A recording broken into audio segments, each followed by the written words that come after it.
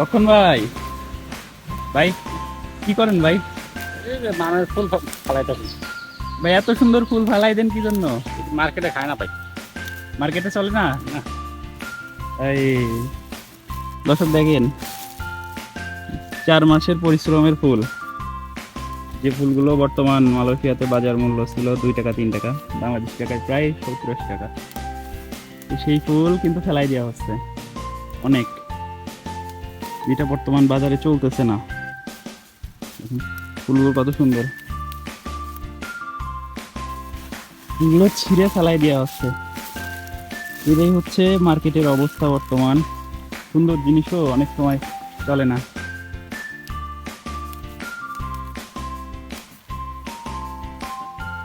তো ভাই এই ফুলগুলো ফেলাই দিতে ভালো লাগতেছে, এত সুন্দর, এতদিন কষ্ট করে বানাইছেন। কি করার আছে, মার্কেটে না খেলে পালন করে নাম পরিশ্রমের জিনিস এইভাবে ফেলাই দেওয়া হচ্ছে, কোম্পানির বড় একটা লস, যেটা কিন্তু আমরা দেখতে পাচ্ছি।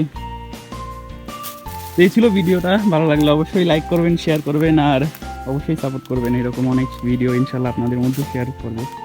ওকে।